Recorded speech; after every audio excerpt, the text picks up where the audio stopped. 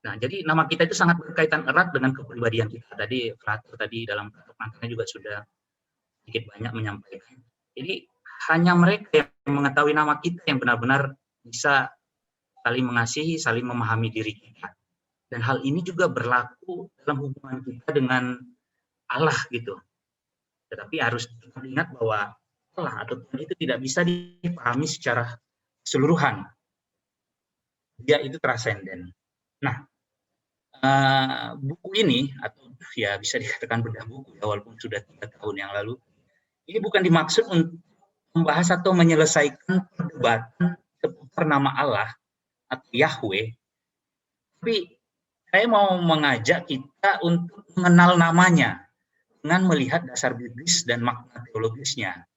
Nah, dengan mengenal namanya, kita nanti terbantu untuk menghayati bahwa Tuhan itu senantiasa hadir dalam kehidupan sehari-hari, baik suka maupun duka. Ya. Di satu sisi kita sebagai manusia sadar sebagai keterbatasan, kita terdorong untuk memahami ya, dan menjelaskan Allah yang tak terbatas itu. Di sini salah satunya seperti cara saya, mungkin saya coba memahami, menyingkap rahasia nama itu.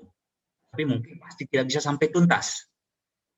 Dalam arti itu, saya akan mencoba mengartikulasikannya. Oke. Nah, mungkin ini tahun 2011 atau 2000 itu sudah pernah ya. Ini pasti berita-berita ini sudah kita dengar. Ini yang baru-baru ini, bulan Maret kemarin, umat Malaysia kemarin sudah diizinkan menggunakan kata Allah.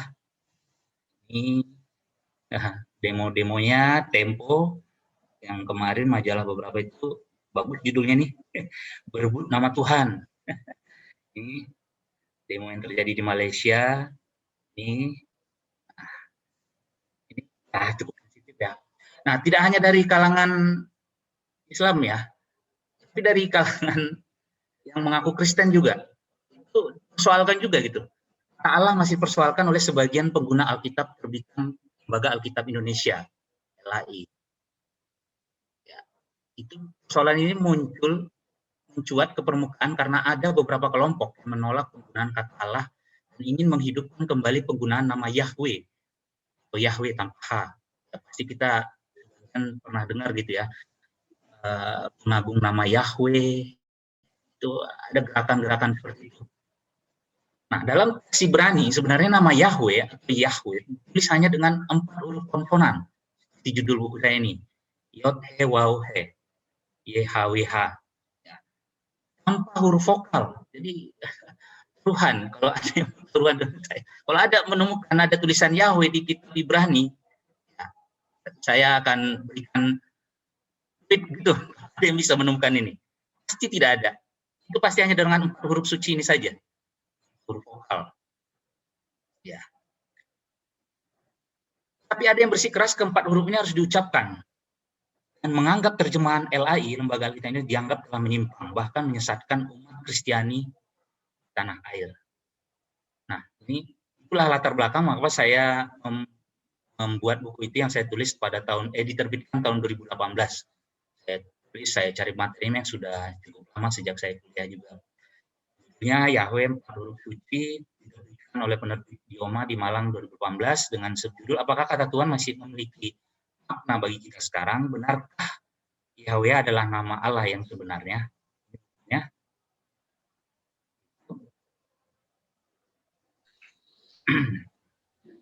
Nah,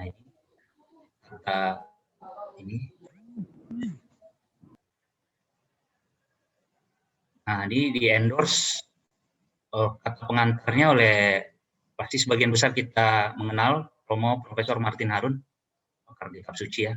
Lalu ada endorsement dari Pak Prof. Komarudin Hidayat, saya kenal, dan Rektor UIN, Romo Monsinyur Pit, Uskup Malang, Bapak Ahmad Hadi Ma'arif, mantan Ketua Umum PP Muhammadiyah, tim mantan alma mater saya, Rektor Dr. Ivo, Pastor Ivo, lalu Yongki Karman, ini kolumnis di Harian Kompas juga, dosen kitab suci Perjanjian Lama, STT Jakarta, almarhum Serpulus Tano Simamora, ini mantan dosen saya, sudah almarhum, Dr. Martin Lukinto Sinaga, dosen di STT Jakarta, juga tenaga ahli di staf kepresidenan atau salah satu fans yang memegang buku saya. Fans yang lain ya nih, kita sebagian kenal nih Bapak Anwar Chen, departemen di LAI untuk terjemahan Alkitab. Ada Uskup almarhum Mus Bidang, mantan ketua KWI. Ini Profesor Romo Martin Harun, waktu itu tukeran buku udah baru keluar, bukunya juga yang terbaru. Matius ini Pak Pendeta Yongki Tarman. Nah, ada juga Kombes Martinus Tompul, itu dia Mas di DKI. Ini orang suster, mama saya, kakak mama saya, ini Bapak Budi Anwar, tokoh muslim yang cukup terkenal juga. Ini ada pendeta, kelompok pendeta di Sulawesi, meminta waktu itu ada beberapa buku juga, karena itu cukup menarik.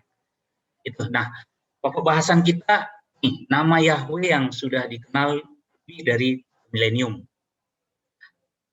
Nah, tadi itu ada ria-ria kecil, tujuan atau pengembalian ke nama Yahweh.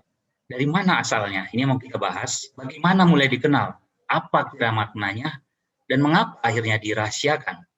Kita akan bahas dari secara cepat saja nanti. Dari linguistik, filologinya, posisi nama Yahweh ini di tengah sebutan-sebutan lain untuk Allah, tentang etimologinya dan bentuknya. Lalu dari historinya, apakah nama itu baru dikomunikasikan Allah kepada Musa di kaki Gunung Horeb dari dalam semak duri yang menyala tapi terbakar, atau sudah ada suku-suku Israel yang telah mengetahuinya lebih dulu dari tetangga mereka? Lalu kita sampai yang bagian terakhir, teologi refleksinya, melihat dan merenungkan bagaimana Allah menyatakan jadi dirinya dalam nama yang satu ini, bagaimana Allah yang melampaui segala-galanya bisa hadir, entah dalam mimpi atau malaikat ataupun mereka juga dalam sebuah nama 4 huruf yang diartikan aku ada.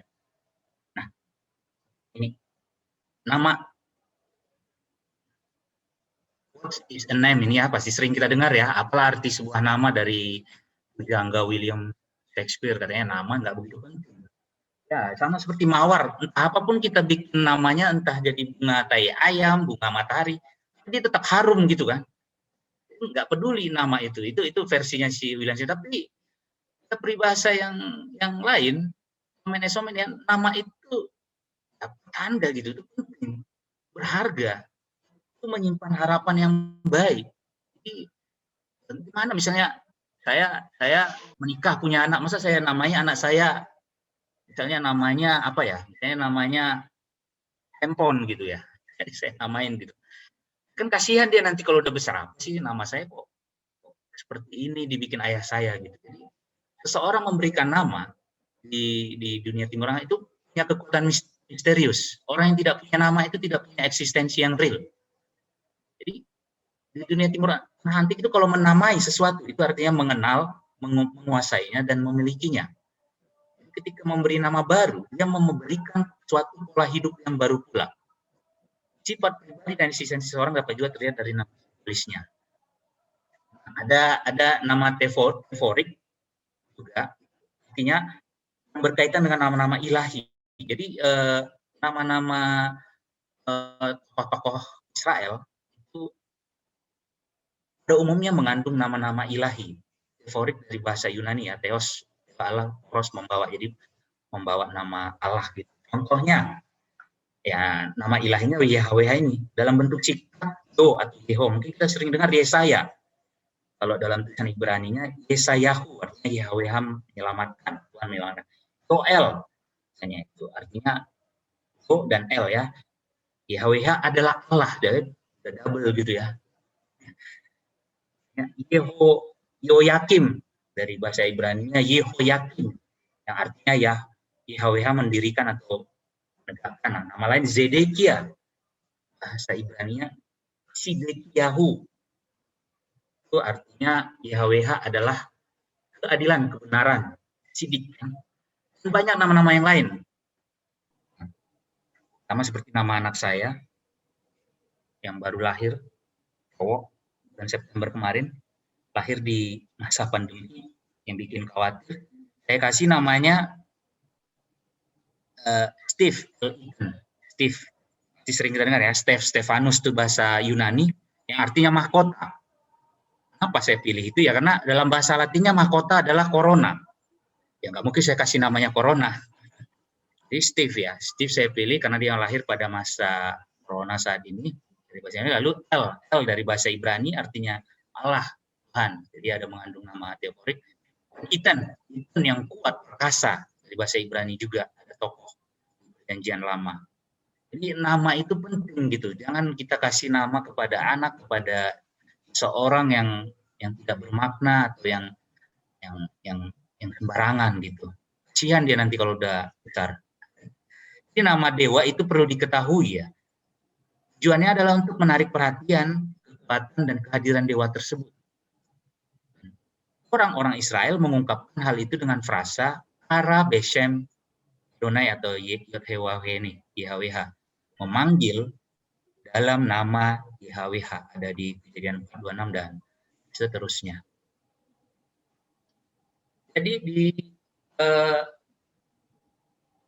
kelompok orang Israel ini ada dua kelompok. Di masyarakat Israel ada kelompok teolog dan untuk menunjukkan tanda kehadiran Yahweh di antara umat Israel, Yahweh itu memilih tempat di mana namanya akan berdiam, dipanggil. Itu di Bait Allah di Yerusalem yang merupakan tempat perayaan kudus bangsa Israel. Kelompok yang pertama, teolog yang pertama itu Deuteronomistis yang lebih menggambarkan imanensi YHWH, kedekatan, imanere, dekat dari bahasa Latin. Di situ Bait Allah dijadikan tempat tinggal nama YHWH. Kelompok yang kedua, sacerdotal. Sacerdos dari bahasa Latin, artinya imam, kelompok para imam yang lebih menggambarkan transendensi YHWH. Allah yang jauh, Allah yang tak tersentuh gitu. Jadi Bait Allah itu tempat tinggal kemuliaan YHWH. Kabot Adonai, kabot YHWH ini. Jadi nama YHWH ini sama dengan kemuliaannya. Itu menurut kalangan para imam ini. Jadi pasca penghancuran Bait Allah, itu orang-orang Israel mulai menyamakan kata nama Hashem itu dengan YHWH. Jadi ketika ada muncul YHWH, itu mereka samakan dengan Hashem. Mereka baca juga dengan Hashem. Itu ada dari Imamat 24, 11 ya, dan Yesaya 30, 27. Oke, kita sampai ke nama, aneka nama Ilahi dalam Perjanjian Lama. Yang pertama L. L ini adalah bentuk yang paling tua untuk sebutan Ilahi. Ya L, ini L dari etimologinya ya banyak para ahli masih susah dipastikan, tetapi artinya ini dari akar katanya artinya menjadi kuat yang di depan. Nah, dalam Perjanjian Lama, L ini sering digunakan orang Israel untuk menyebut nama Allahnya atau pengganti nama YHWH. L sebenarnya tampil sebagai dewa tertinggi yang mengepalai persekutuan kaum ilahi, pantheon. Nah, jadi L ini sering dijadikan aposisi, keterangan untuk kata benda. Misalnya ini, El Olam, yang artinya Allah yang kekal. El Elyon, Allah yang maha tinggi. El Shaddai, Allah yang maha kuasa. El Roy, Allah yang melihat. El Betel, Allah yang tinggal di Betel. El Elohe Israel, El, Allahnya Israel. El, Allahnya Israel. Itu yang pertama. Yang kedua, nama ilahi yang kedua Elohim. Ini disebutkan sebanyak 2.570 kali, cukup banyak ya. Kata Elohim ini disebutkan. Nah, Elohim ini digunakan dalam pengertian jamak dan tunggal. Jadi ditulis dalam bentuk jamak, tapi pengertiannya tunggal. Nah, ini Mas Sapri ini yang seharusnya nanti bisa lebih panjang lebar menerangkan. Karena dalam bahasa Ibrani kalau akhiran ini menunjukkan jamak gitu ya. Jadi bentuk jamak Elohim dipahami secara tunggal di tengah politisme Kanaan. Jadi bahwa mereka menyatukan banyak dewa-dewa lokal yang mereka sembah ke dalam satu dewa dan menggunakan bentuk jamak sebagai pengertian tunggal untuk menandakan Allah yang unik itu, Allah yang unik. Jadi, tapi arahnya ke monoteisme yang penuh di sekitar masa pembuangan. Jadi Elohim juga sering disejajarkan dengan nama El dan Yod-Heh-Waw-He ini. Bisa kita lihat di Ulangan 5 ayat 9. Kata yang ketiga, nama ilah yang ketiga yang sering kita lihat disamakan dengan Yod-Heh-Waw-He adalah Adon atau Adonai. Jadi Adon ini juga dipakai untuk menyebut nama Tuhan. Kata ini masih cukup dekat dengan kata Ibrani yang lain Baal, yaitu Tuhan pemilik. Tapi Baal digunakan sebagai nama ilahi. Sedangkan Adon ini pada dasarnya sebuah gelar kehormatan. Adon artinya Tuhan yang lebih memiliki kuasa, lebih superior dari kita. Majikan, dari budak kepada majikannya, atau rakyat kepada raja, itu menggunakan kata Adon. Nah, jadi Adon ini juga kita gunakan kepada YHWH juga, gunakan sebagai aposisi. Adon. Dalam perkembangannya, gelar Adon juga dieja dengan tambahan sufiks. Sufiks artinya akhiran, yod, yang artinya ku. Jadi kan Tuan, tambah Tuanku, Adonai. Ini, Adonai. Adonai. Jadi ketika nanti ini berikutnya ya. Jadi sekarang kita sampai vokalisasi dan pengucapan atau penerjemahan nama Yod-Heh-Waw-He. Jadi nama diri Allah Israel itu adalah 4 huruf ini ya, Yod-Heh-Waw-He ini. Pada awalnya ditulis hanya dengan 4 huruf konsonan, tetragram. Dan dari bahasa Yunani ya, gramatos, huruf, 4 huruf. 4 huruf ya. Memang karena ada 4 huruf, Yod-Heh-Waw-He. Ini dia. Kita baca tulisan Ibrani dari kanan ke kiri. Yod-Heh-Waw-He. Jadi selama bertahun-tahun teks Ibrani dalam Perjanjian Lama itu memakai teks konsonan saja. Tanda-tanda vokal, huruf vokal itu baru kemudian ditambahkan sekitar abad ke-5.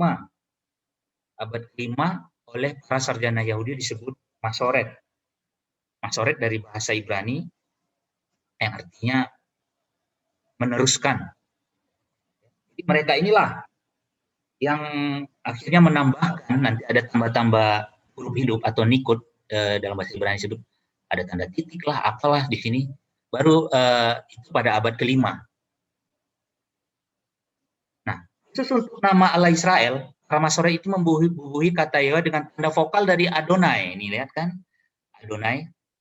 Ini kalau yang ini ada tanda huruf hidupnya, huruf vokalnya, katanya Adonai. Tapi dimasukkan ke 4 huruf suci ini tadi, 4 huruf Yod-Heh-Waw-He ini. Nah, itulah pengucapan yang biasa untuk kata tersebut. Akibatnya nama ini tuliskan ketif, artinya menjadi, nah ini kan, lihat, YHWH hurufnya, tetapi dibaca kerenya Adonai. Jadi kalau ada tulisan begini, ya bukan bacanya YHWH begitu, tapi Adonai. Adonai, karena huruf vokalnya diambil dari Adonai. Dipasangkan ke sini. Di tulisannya ini diucapkan Adonai. Nah ini tradisi tata krama ketif kere. Ini Adonai. Ini ada juga yang dari kata ini tadi Adonai ya, dari Elohim. Ini bacanya Elohim. Elohim. Nah, dimasukkan vokalnya ini ke sini. Ke 4 huruf suci ini. 4 huruf Yod-Heh-Waw-He ini. Elohim. Ya, bacanya Elohim. Tapi hanya sedikit saja gitu. Yang paling banyak begini. Adonai bacanya.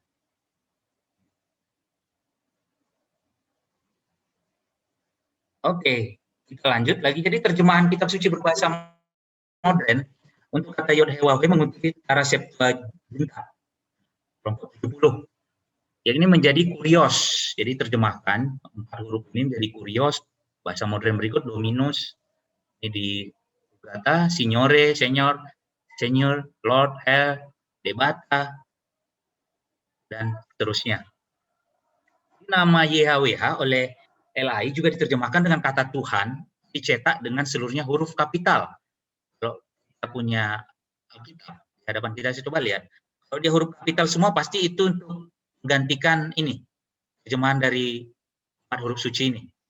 Lihat di Kejadian 41 dan 13. Kalau huruf kecil, pasti itu hanya Adonai saja. Kalau Adonai. Nah, kalau huruf besar, Tuhan Allah. Gabungan Tuhan Allah itu pasti untuk dengan aposisi ya. Elohim jadi aposisi. Yahweh Elohim. Terjemahkan ke bahasa Indonesia, Tuhan Allah. Hanya huruf kapital semua. Bisa kebalikan lagi, Tuhan Allah. Allahnya yang huruf kapital semua. Itu kalau dalam tulisan Ibraninya, Adonai Yahweh. Ini tulisan Ibraninya. Kita masuk ke problem historis. Nah, ini saya mencoba singkat ya. Ini cukup panjang juga sebenarnya. Jadi dalam historisitas nama Ilahi ini kita perlu mengetahui ada beberapa tradisi di Israel. Yang pertama tradisi ini singkatan artinya tradisi Elohis. Ini berasal dari kerajaan utara atau Samaria. Ini dituliskan pada abad ke-9 ke-8. Nah, ciri khasnya dia bersifat anti monarkis dan selalu menggunakan dalam tulisannya kata-kata Elohim, disebutkan Allah Israel. Nah, kalau ini priester, imamat, dari bahasa Jerman ya, tradisi imamat, tradisi kalangan imam, sacerdotal. Ini ditulis pada akhir pembuangan atau pada awal masa kebangkitan bangsa Israel, sekitar tahun 550 sebelum Masehi. Dua tradisi ini mengatakan bahwa nama Yod-Heh-Waw-He itu baru dikenal. Jadi Musa mulai memanggil Allah dengan nama Yahweh itu di Gunung Allah. Bisa kita lihat ya, dalam kisah-kisah di Perjanjian Lama dari tradisi misalnya kejadian ini. Nah, ketika Musa diperintahkan untuk membebaskan bangsa Israel dari Mesir, dia menanyakan kepada Allah tentang namanya. Mahshemo. Bagaimana tentang namanya. Jadi nama Yahweh ini diperkenalkan kepada dengan cara terselubung. Nah, kisah pewahyuan dalam juga dibentangkan mengenal Allah secara progresif. Sama ya dengan tradisi Elohim, tradisi Jadi diperkenalkan pertama-tama baru dikenal waktu kepada Musa. Gitu. Nah, tradisi yang lain menganggap tradisi J itu adalah tradisi Jahwis. Ini ditulis lebih awal lagi, tahun 960 sebelum Masehi. Ya ini ciri khasnya lebih menyukai nama YHWH dalam tulisan-tulisannya dan lebih sudut pandangnya monarkis kerajaan. Tadi ini anti monarkis ya. Nah, tradisi J menganggap nama YHWH ini yang telah dikenal sejak awal.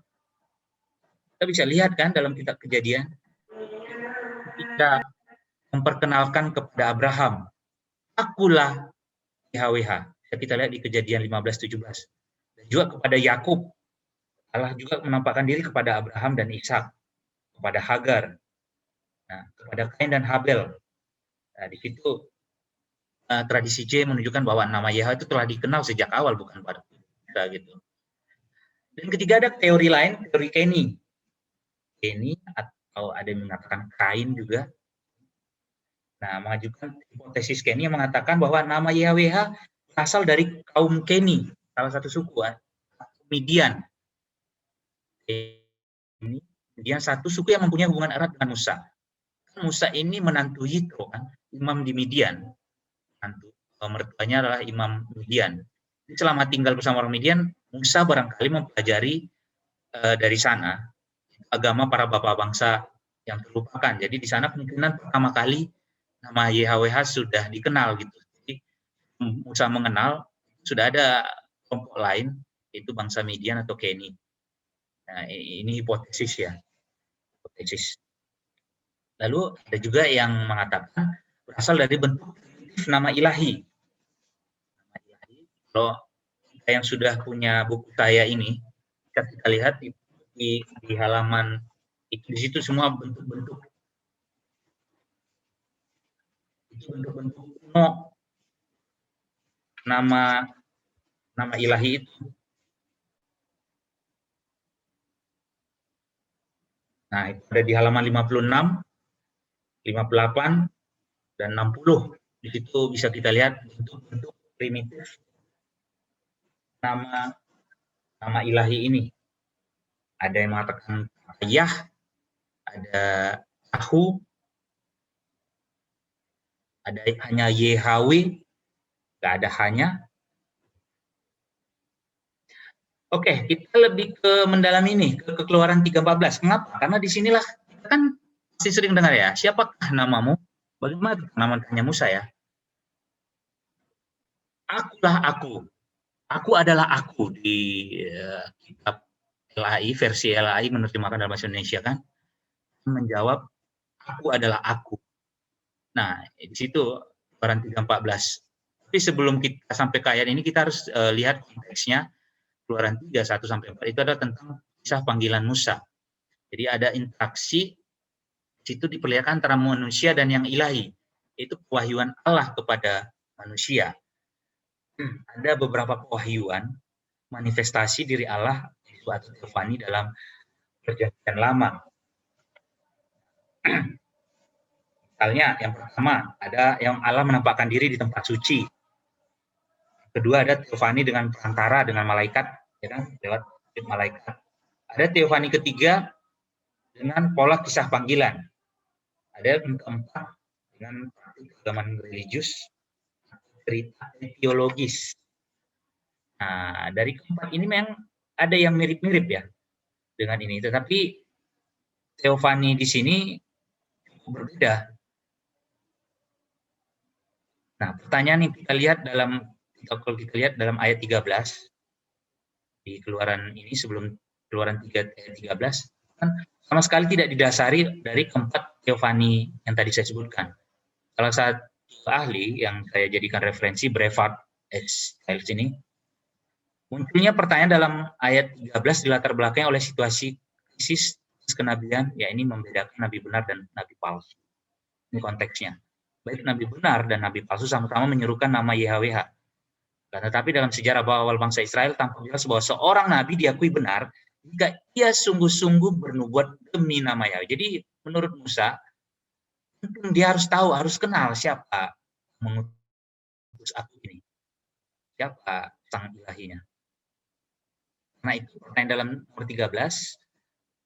Bagaimana tentang namanya? Mas Syemo itu dimengerti sebagai permintaan untuk sebuah penjelasan perihal makna itu. Jadi bukan informasi sebuah nama gitu. Siapa namamu, bukan gitu. Kalau terjemahannya kan, bukan siapa namamu. Bagaimana tentang namanya. Itu. Nah, tapi kita lihat ada inkoherensi teks di Keluaran itu. Keluaran 3:14, firman Allah kepada Musa, aku adalah aku.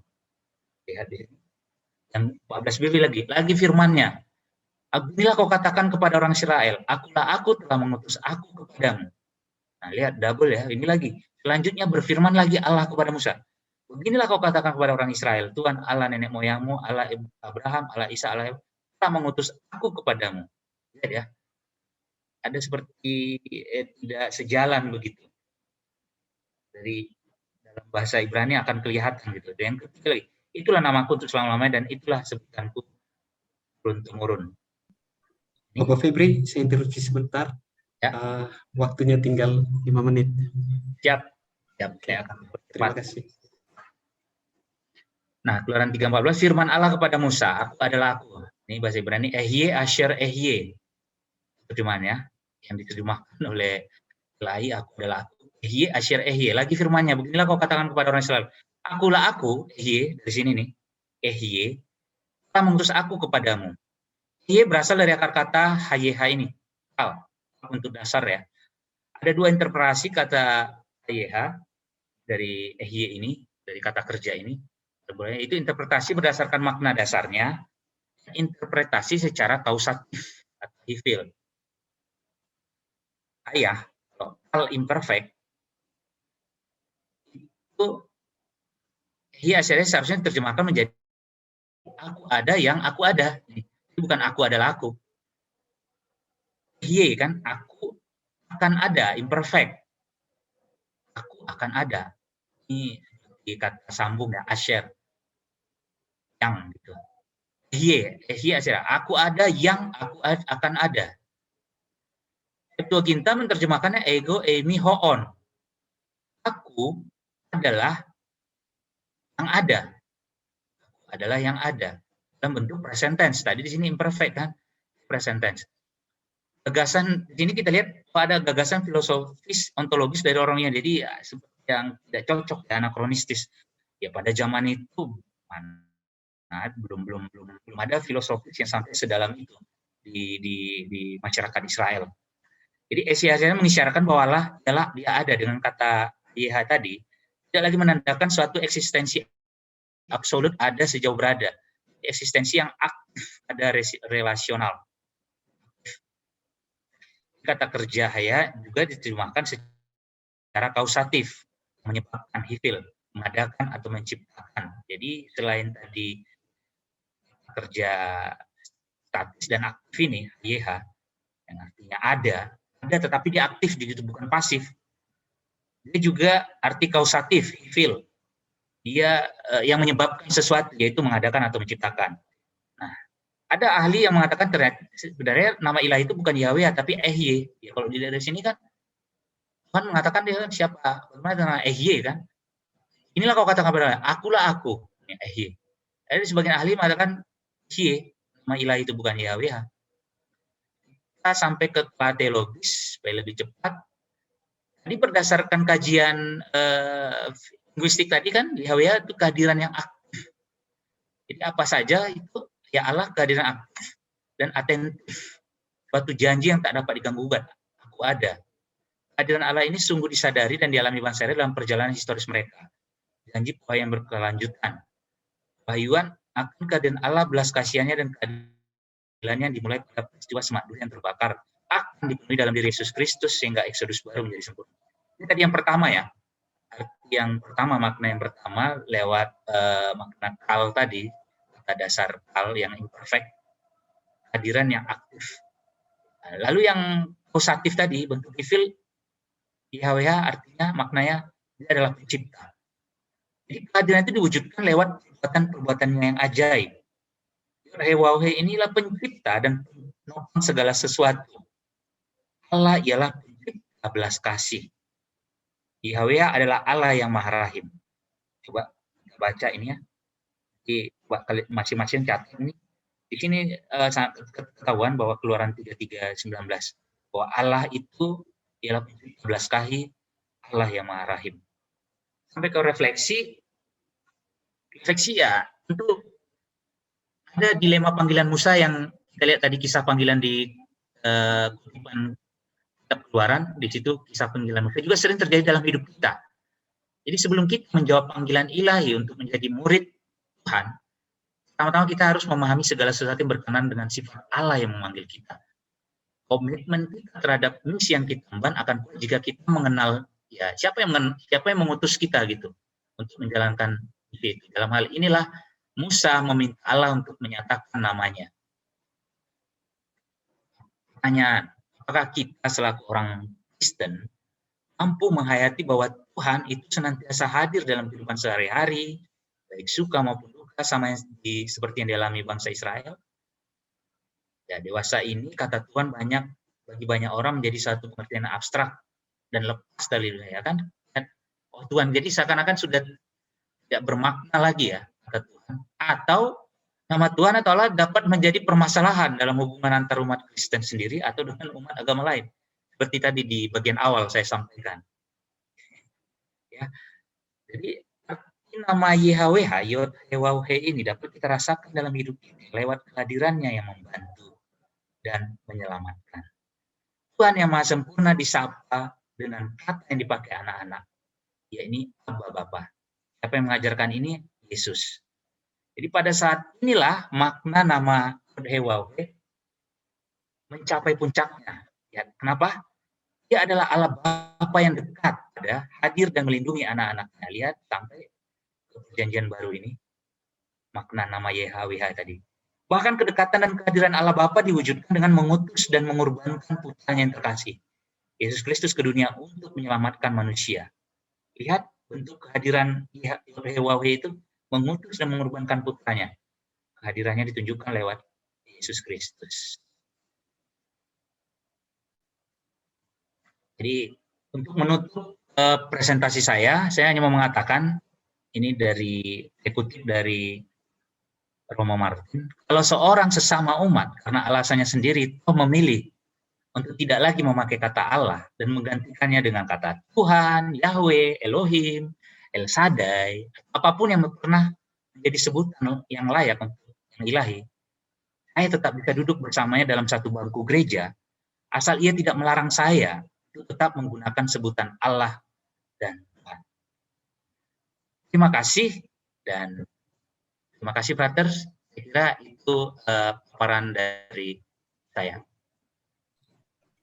Baik, terima kasih banyak kepada Bapak Febri Silaban yang telah memberikan pemaparannya.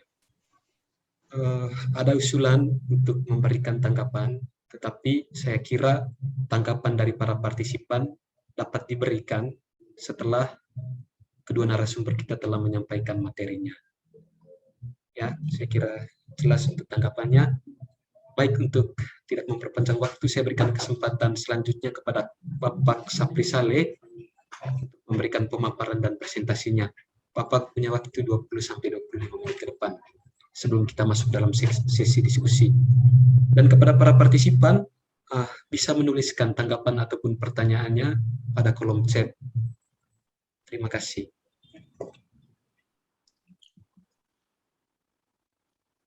Saya sekarang. Sudah boleh, sudah dipersilahkan. Kepada Bapak Febri Bapak Sapri, saya persilahkan.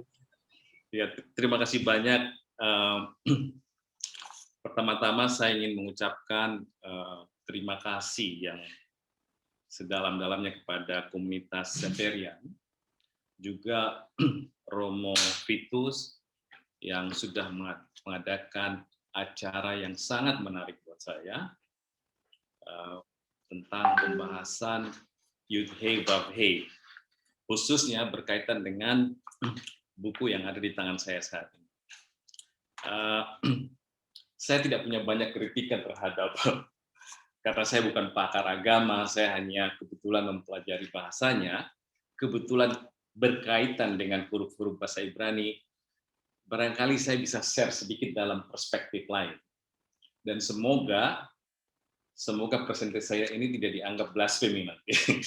Karena kita di Indonesia kalau kita sudah berbicara yang sangat sakral, bisa arahnya ke blasfemi. Semoga saya tidak dianggap begitu ya. Ini kan diskusi ilmiah, sehingga mohon dimengerti bahwa ini semata-mata diskusi ilmiah yang bisa kita cerna secara ilmiah, bukan secara emosional. Saya sudah membaca buku yang sangat bagus, tidak terlalu besar dan tidak terlalu kecil. Saya merekomendasikan buku ini ya, untuk teman-teman kalau ingin mengenal Yahweh secara akademik, meskipun dia tidak besar. Ini adalah salah satu buku yang saya rekomendasikan untuk teman-teman membaca isi di dalamnya. Ya, saya sudah beberapa kali membaca sedikit, cuman saya masih belum terlalu mengerti, tapi saya berusaha untuk mengerti isinya. Baiklah teman-teman, saya mulai dengan satu pertanyaan ya. Apakah Tuhan itu Yud-Heh Vav-Heh? Ya, boleh dong saya bertanya. Semoga jangan menjadi blasphemy ini ya, sekali lagi. Oke, saya mulai dengan satu pertanyaan. Ada yang perlu kita ketahui. Kalau kita berbicara Yud-Heh Vav-Heh, kita harus masuk ke ruangan. Saya sengaja mungkin tidak ingin play karena saya ingin ada zoom ya. Saya ingin melakukan satu zoom. Jadi supaya teman-teman bisa ngelihat. Ini mungkin Pak Febri bukan sebagai kritik, sebagai tambahan bahwa kalau kita berbicara Yahweh, apapun dia, Elohim, apapun yang berkaitan dengan agama Semitik. Ya kebetulan kita agama Islam, agama Kristen, agama Yahudi itu kaitannya besar sekali dengan bangsa-bangsa yang ada di kawasan ini. Sehingga mungkin kita perlu ya melihat ilustrasi kawasan di mana lahirnya 3 agama samawi itu. Perlu diketahui bahwa kawasan inilah tempat lahirnya agama-agama yang kita anut sekarang. Ada catatan besar di sini, yaitu adalah bahwa ya kawasan ini didiami oleh beberapa etnik yang sebagaimana sudah disinggung oleh makalah pertama, bahwa ada suku-suku lain ya, kemungkinan besar our prophet Moses itu sudah berhubungan dengan bangsa lain sehingga dia terpengaruh oleh cara berpikir budaya lain untuk menemukan Tuhan Yud-He-Vav-He tadi. Menarik itu ya. Makanya harus kita ketahui bahwa di kawasan ini terlalu banyak suku dan bahasanya berbeda-beda. Ya, berbeda-beda, ada namanya Aramaik, ya, ada namanya Arabik, ada namanya Kaldian, ada ya Asur. Ini adalah dan mereka saling berhubungan. Ya. Mereka ini saling berhubungan sama lain. Artinya apa? Kemungkinan besar terjadi saling mempengaruhi budaya suku ya. Gambaran yang paling menarik mungkin untuk kita adalah satu bangsa Indonesia yang mempunyai ratusan suku dan 700 bahasa. Ya, disatukan oleh wilayah namanya wilayah Indonesia, kemudian terjadi satu saling mempengaruhi. Bahkan bahasa yang kita angkat itu adalah bahasa yang di mana? Bahasa yang di Sumatera, di mana masyarakatnya adalah masyarakat minoritas. Ya, itu gambaran saya, analogi pendekatan. Nah, karena kita berbicara tentang Yahweh, perlu kita ketahui ini, peta ini. Menurut saya ilustrasi ini penting sekali untuk kita lebih dalam mengenal yang membawa pertama nama Yahweh itu kan adalah Moses, ya, Nabi Musa. Sehingga kita harus tahu betul bagaimana perjalanannya. Ya, coba lihat waktu dia keluar dari Mesir itu dia ke Median. Nah, ini saya rasa ini ditegaskan oleh beberapa kitab ayat-ayat dalam kitab suci ya. Dan dia berketemu dengan orang di sana itu ada bangsa Ismailim. Ismailim ini adalah keturunan Nabi Ismail yang nenek moyangnya orang Arab. Ya, jadi ini adalah wilayah orang-orang Arab. Nah, suku-suku Yahudi ada di sebelah sini. Nah, Moses diutus untuk menyelamatkan perbudakan yang ada di Mesir. Tetapi sebelum dia diutus ke sana, dia melakukan pergaulan bersama orang-orang Midian. Ya, itu perlu diketahui, satu catatan itu. Nah, orang Midian ini siapa? Sehingga dia bahkan Nabi Musa mengawini anaknya Syuaib. Nah, Syuaib itu orang Midian. Perlu diketahui orang Midian itu adalah salah satu suku Arab. Ya, mereka ini adalah Ismailim. Mereka ini. Jadi ini bukan bangsa Yahudi. Sehingga kemungkinan besar di sini ini bisa dibuktikan kemungkinan besar bahasanya bukan bahasa Hebrew. Ya.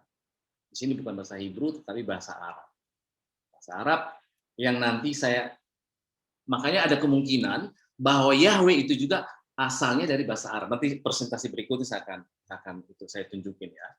Inilah buktinya bahwa bangsa-bangsa di sekitar sini itu saling berasimilasi, ya, saling mempengaruhi. Nah, perlu juga diketahui bahwa nama Yahweh itu diketemukan oleh Musa di daerah, ya ada yang mengatakan Sinai, ada yang research baru mengatakan bahwa Sinai itu ada di sebelah sini, bukan sebelah sini. Bagi teman-teman yang sudah sering ke Israel, Mesir, banyak menganggap bahwa ada Sinai di sini. Ada para pakar juga menganggap bahwa kemungkinan bukan di daerah sini, mungkin di daerah sini. Ya, karena Moses itu hidup lama di mediasi. Jadi bisa kemungkinan terjadi. Ya. Nah, ini namanya midbar. Ya, itu yang diterjemahkan dalam perjanjian lama itu adalah numbers. Padahal itu adalah midbar. Midbar itu adalah wilderness, ya, padang gurun. Ya. Nah, ini saya juga agak kurang setuju menerjemahkan dia dengan numbers, nomor, ya, angka-angka. Saya lebih suka dia lebih baik wilderness. Kenapa? Kalau dengan judul numbers ini itu akan menghilangkan karakter, ya, karakter wilderness ini, midbarnya. Karena banyak cerita-cerita di kitab suci di Numbers ini berkaitan dengan kawasan sini. Kalau dia dibilang dengan numbers, angka-angka atau bilangan, kultur iklim setempat agak sedikit hilang. Nah, itu perlu yang saya bilangnya, itulah pentingnya saya memperkenalkan ilustrasi map ini supaya kita kita masuk ke dalam. Ya, kebanyakan kita berbicara tentang Yahweh, tentang ketuhanan atau agama, kita keluar dari mapping yang ada di depan kita. Justru kita mengkotakan dengan konteks peta baru, peta modern. Oh, Israel itu sekarang begini, oh Mesir, Yordan begini.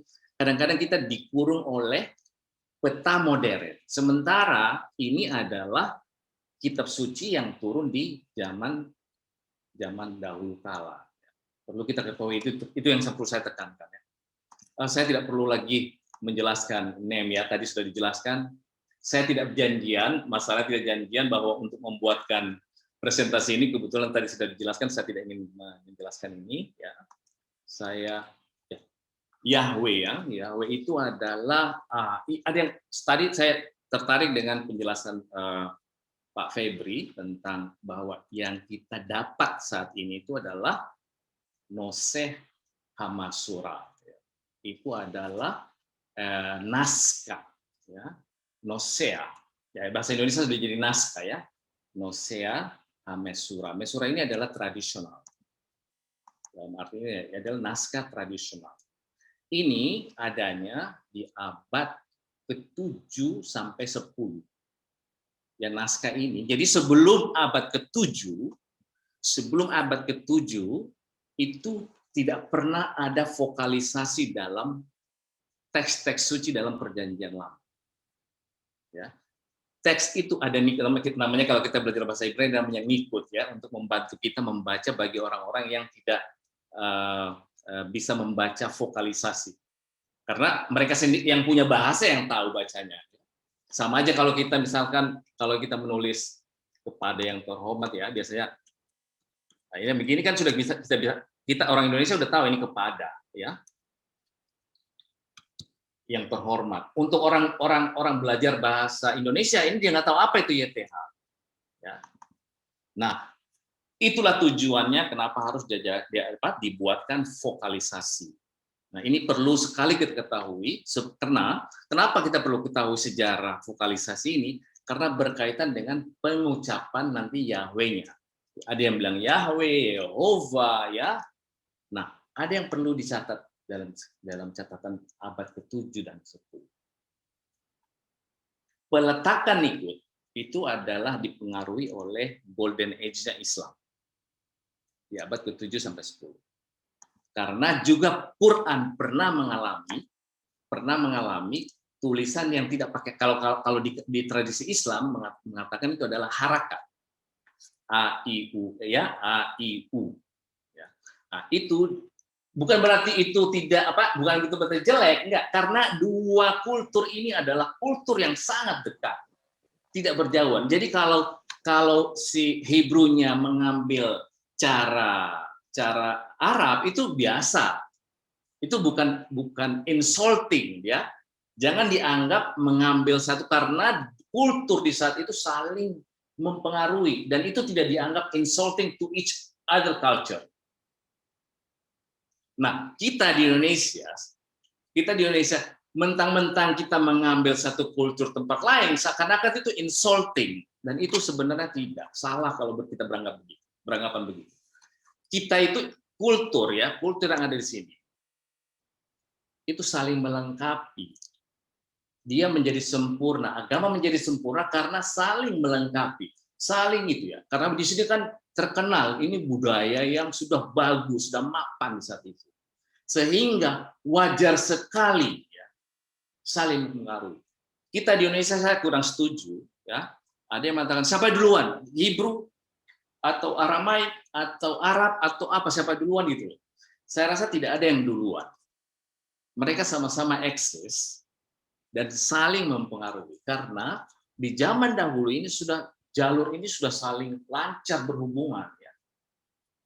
Jadi kemungkinan besar saling mempengaruhi di antara kultur itu sangat possible. Nah, itulah dia ya, perlu diketahui ini Masoret ini ya, abad ke-7 sehingga terciptalah vokal. Nah, sekarang kita terikat oleh vokal naskah Mesora ini. Mesoretik yang mereka bilang. Oke, coba kita lihat di sini. Karena kita berbicara tentang God's other name ya. Ya, Yud He Vav He. Nah, ini jelas sekarang di Yesaya ya. Dia bilang Ani Yehva. Ya, tulisannya begini, Yehva. Yud sama Sefa. Ya, ini di salah satu naskah yang saya dapatkan. Hu Shemi. Itulah namaku. Dia tegaskan di sini. Dia tegaskan itulah nama saya. Kenapa dia tegaskan di sini? Kenapa di tempat-tempat lain dia tidak menegaskan bahwa this is my name? Biasanya dalam kultur ya, kultur Semitik ya, kalau dia sudah bilang this is my name, berarti itu powernya dia tunjukin di situ. Ya. Tuhan itu di saat dia mengatakan di sini itu ada kaitannya dengan bahwa dia tidak memberikan ya. Dia tidak akan memberikan kemuliaan keagungannya kepada orang lain. Maka dia harus wajib Tuhan itu menyatakan this is me. Karena sudah berkaitan dengan kegagahannya ya, kekuasaannya. Biasanya begitu kultur Semitik. Sama dengan kalau kita lihat dengan di Raja Pero ya, kalau kita lihat waktu dia bicara dengan Musa, sayalah Tuhan yang ya, arogansinya kalau dalam Tuhan mungkin bukan arogan. Well, you can say that arrogancy of the God ya. God can be arrogant. Ani Yahweh. Saya adalah Yahweh ya. Nah, inilah apakah Tuhan namanya dia itu? Nah, ini perlu diketahui bahwa ayat ini diturunkan kepada orang yang berbahasa Ibrani sehingga dia harus ditulis dalam bahasa Ibrani. Sekiranya waktu itu bukan turun kepada bahasa Ibrani, mungkin lain namanya. Mungkin akan disebutkan mungkin. Ini pendapat saya. Saya akan buktikan beberapa dalil-dalil yang bisa memperkuat omongan. Jadi Yahweh itu tidak mutlak event ya, waktu di saat itu dia hadir, dia harus menyebutkan nama ini. Apakah itu satu-satunya namanya? Ya enggak. Buktinya terlalu banyak di Alkitab itu dengan nama-nama lain. Nah, ini saya melihat terjemahan dia ke dalam bahasa Arab. Ana Rab. Nah, ya di orang Arab dia bilang Rab. Nah, di bangsa Arami Ano Mario. Ini bisa dibaca Maria atau Morio. Kalau Aramaik kalau ini Mem ya. Yahweh di sini berubah menjadi Maria atau Morio. Ya, ini saya ambil dari Peseta ya, Peseta biblical. Saya ingin melihat bahwa betapa memang Yahweh ini bisa saja berubah nama ke tempat lain, berbeda. Sama dengan misalkan Pak Febri ini kalau di kantornya dia tidak dikenal dengan Febri. Dia dikenal dengan nama Febi kali ya, misalkan gitu. Tapi di kampungnya dia mungkin saya nggak kenal siapa itu Febri itu. Di kampungnya dia lah namanya lain kok. Uco misalkan, Uco, si Uco toh ya. Tapi orangnya sama gitu. Tapi orang, maksud saya apa? Kita jangan terlalu kaku, ya, jangan terlalu kaku menanggapi atau memahami kata Yahweh itu Yud He Vav He. Karena dia di saat pindah ke kultur lain berubah namanya. Ya, kalau kita di gereja-gereja Kristen di Libanon, di Syria itu Rab, mereka nggak bisa bilang Yahweh mereka. Huwa Rab, dia adalah dia adalah Yahweh. Kalau kita pergi bersama teman-teman kita orang Aramaik, dia bilang Mario. Ya, jangan kan gitu ya. Kalau orang Aramaik Timur yang di Irak, ini dia bilang Maria. Lah, dia bilang no, Maria. Tapi kalau kita di mana bilang no, namanya Morio. Itu artinya fleksibel sekali ya. Cuman perlu kita ketahui bahwa konteks di sini, bahwa keagungannya tidak bisa diganggu-gugat. Kalau kita lihat dari sini ya, dari konteks. Nah, biasanya begitu. Kalau kita lihat teks di dalam Islam juga Quran, dia bilang begitu ya. Bahwa dia tegaskan. Ya, itu sekali lagi Pak Fibri sudah jelaskan tadi ya, bahwa ini adalah mengenai keesahannya dia ya. Yahweh. Coba kita lihat di keluaran ya, keluaran Alef Bet Gimel, keluaran 3 Dalet Alef Bet Gimel 14-15. Ya. Vayomer ini pertama kali ya. Waktu ingat dulu di sini ya. Ayat itu turun setelah Moses hidup di sini. Ya, hidup di sini, kemudian baru turun, dia ketemu Tuhan, suruh naik ke atas. Vayomer Mose Elohim. Nah, ini juga ya, Elohim. Dan berkata Mose kepada Elohim, Hine Anohi, inilah saya. This is me. Akan datang El Bene Israel, kepada anak-anak Israel. Ve'amartilahem. Kemudian saya akan katakan kepada mereka, Elohei, ya ini adalah bentuk plural ini. Ya, Elohim ya. Elohim, Elohei avotechem. Ya inilah. Nanti saya jelaskan sedikit kenapa Elohim ini. Oke, before I forget. Elohim. Ini adalah kata yang luar biasa bagi orang yang pernah belajar bahasa Ibrani. Dia akan heran, kenapa he-nya ini nggak hilang?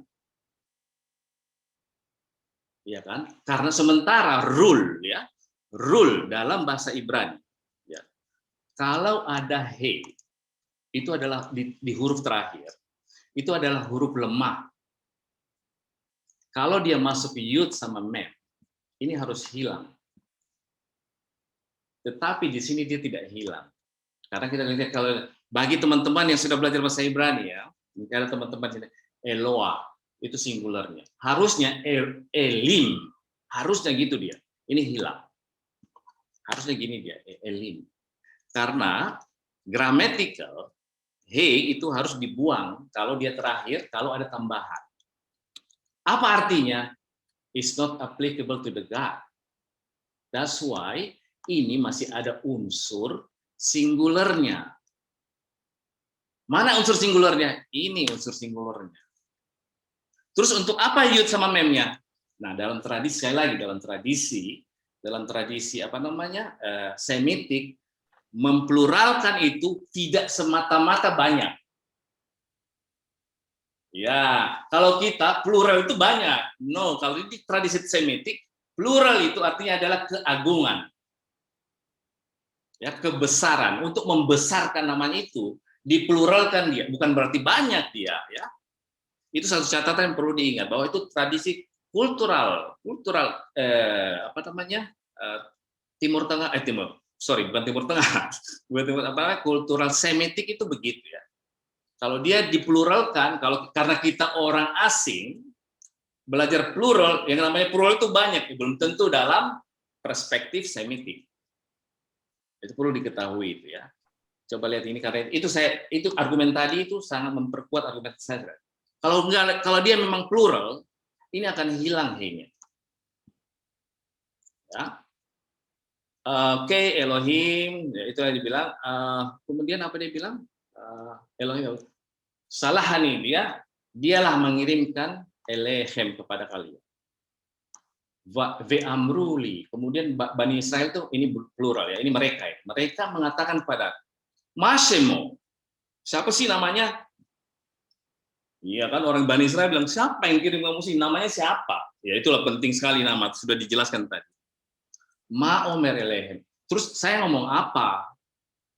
Kata begitulah ilustrasi mungkin komunikasi apa Moses dengan Elohim lah ya. Saya mau ngomong apa? Ya, dilanjutkan pada ayat berapa ini? 15.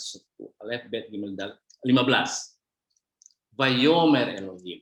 Kemudian Elohim berkata, El Mose kepada Mose, Ehye, Asher Ehye.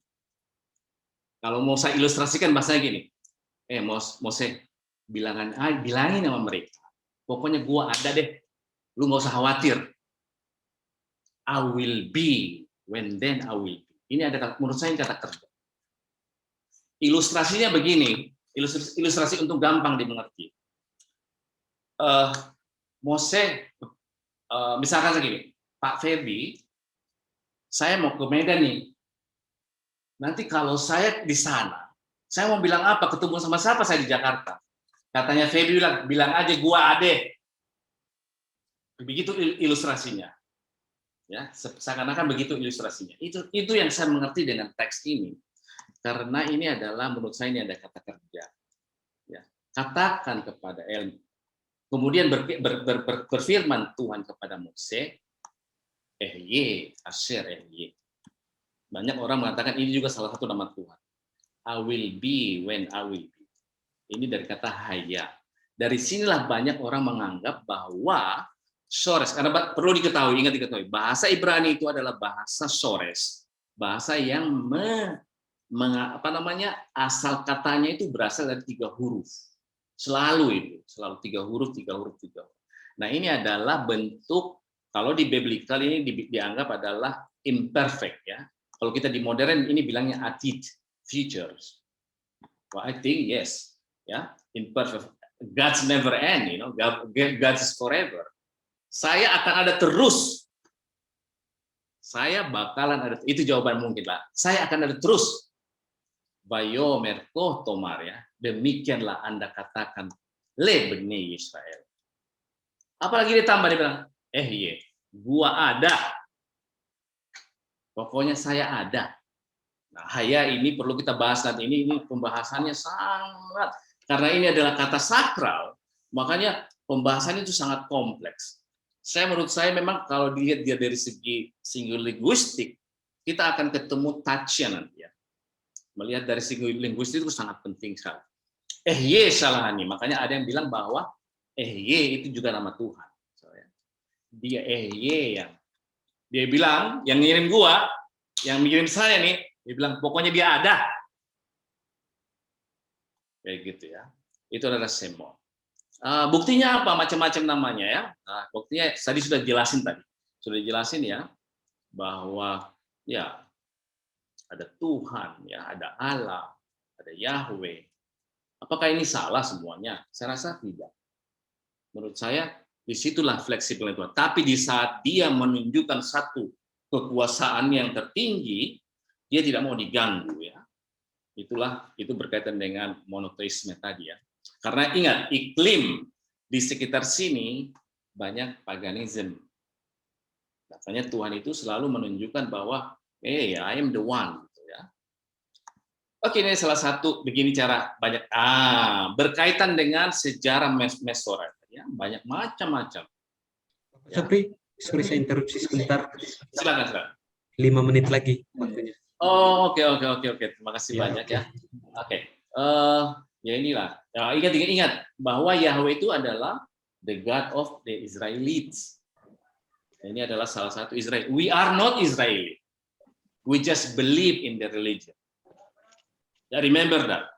Ya, makanya saya juga kurang sepaham dengan teman-teman monoton dengan memanggil nama Tuhan itu hanya Yahweh saja. We are not Israeli, we are Javanese, we are Indonesian. Kita orang Indonesia, kita harus lokalkan. Kita harus punya Tuhan lokal. Bisa memanggil apa aja namanya ya. Jadi we should not fight ya. Jadi Tuhan itu bukan milik properti satu kelompok. Menurut saya Tuhan bukan merupakan satu etnik satu kelompok. Ya, makanya kalau saya bilang, well, you can call Allah, you can call Allah, Tuhan, Gusti, Pangeran. Sudah terlalu banyak buktinya. We can call any name. As long, selama kita mengenal Gusti Allah itu, Pangeran tadi. Ya, di bahasa Aramaik dia dipanggil Eloho. Dia dipanggil sini Allah, Yahweh, dan ini semuanya ya, Al-Sade yang sudah dijelaskan tadi ya. Dan coba lihat, ini coba nama-nama yang itu punya kaitan dengan bahasa Arab. Ya. El Hagavor ya, Allahu Jabbar ya, Jim Ba ya, Res. Ini punya kaitan dekat. Al-Bore ya, Vebore ya, di kalangan Al-Bari, di Asmaul Husna kita itu Al-Bari, pencipta, Bore, the creator. Ya, Alaim ya, ada juga Alaim. Ar-Rahman ya, juga Harahman. Hakodes Baruhu, Tabarakal Quds. Itu apa? Artinya apa? Saling berpengaruhnya kultur di zaman itu. Saya melihat dari kultur saya karena saya bukan orang ahli agama, sama dengan ini juga Ela ya, Adosem juga ya, Baal yang sudah dijelasin tadi. Ada satu yang satu-satunya dia disebut dalam bentuk nekeva. Ya, dia ada kata ilah itu selalu dalam bentuk zahar, tapi di sini sekina ini ada, ini rabbinik ya, rabbinik. Kemudian iya ya, ya ini seperti ini ya. Katakan ya bahwa ini dia. Di sini aja dalam Al-Qur'an dia menyebutkan dalam satu ayat dua namanya. Ya. Oke, and then ini adalah saya ambil dari Peseta sekali ya, bahwa Yud He Vav He itu ya ini dia. Mario ini ya, Mem Res Yud Alef ya. Itulah buktinya bahwa dia di dalam bahasa Aramaik penganut Kristiani Timur, mereka tidak mengenal namanya Yahweh, tapi mengenal nama Maria atau Morio. Ya, dari kata dua sebenarnya. Mana tadi? Ya ini coba tadi ya. Ini di Matius, Matius 27 kan Eli, dari ini Elah, dari Elah. Ini yudnya ini adalah kepemilikan, posesif saya. Eli ya. Lamana sabaktani. Wah, itu dia mengatakan dia tidak bisa Yahweh. Jesus are not calling Yahweh. He call Elah, ya. That's a proof that nama Tuhan itu tidak harus monoton dengan Yahweh. Oke, I'm almost menurut saya adalah Yud He Vav He itu adalah kata kerja. Ya, sore setiga. He Vav He merupakan bagian dari keseluruhan. Saya setuju sekali. Saya nggak tahu, saya tertarik dengan kata ini. Dia adalah orang ketiga tunggal. Kalau dia future ya, untuk future, maksudnya untuk future itu imperfect. Ya, ini dia. Untuk who, untuk dia laki-laki. Yahweh, Yahweh. Ya, inilah buktinya bahwa Yahweh itu adalah kata kerja. Dari mana saya beranggapan begitu? Karena dari sini Tuhan itu sudah memberikan isyarat bahwa di sini dia menggunakan kata kerja. So, kemungkinan besar ya bahwa Yahweh itu adalah bentuk orang ketiga imperfect, singular zahar. Ya, atau dari sini. Oke, saya akan ini ya dia. Kalau ada persamaannya dalam bahasa Arab. Hawa Yahwa ya, he waw yud. Yahwa. Ini menurut Profesor Israel Knoll. Ini adalah seorang profesor Yahudi di Universitas Hebrew yang dia memang banyak mengaitkan antara median itu ya, saling keterkaitan. Kita itu we are one. Ya, unfortunately we compete each other. Once we compete, we fight. Because we don't know, kita nggak tahu sebenarnya. Makanya ilustrasi ini penting menurut saya. Ilustrasi begini menurut saya. Oke, itu saya rasa saya memang Ya, ini kesimpulan saya mungkin ya. Semoga saya malam ini tidak dianggap belas. Nama Tuhan bisa dalam penyebutan macam-macam sesuai siapa yang manggil namanya. So you don't have to worry about it. Ya, Tuhan bukan milik properti satu kelompok. Tuhan adalah milik segala manusia. I believe in God. Saya percaya dengan God is always with you. You just need to pay a bit attention to it. Thank you very much. Terima kasih banyak. Selamat malam. Assalamualaikum warahmatullahi wabarakatuh. Terima kasih banyak kepada Bapak Sapri Saleh yang telah menanggapi dengan sangat menarik pemaparan dari Bapak Febri Silaban. Baik, saudara dan saudari sekalian, seperti yang telah saya sampaikan di awal tadi, bahwa pertanyaan bisa dimasukkan pada kolom chat, atau jika ada yang ingin menangkap dan memberikan pertanyaan bisa menggunakan reactions, raise hand. Karena itu saya membuka sesi diskusi kita pada malam hari ini.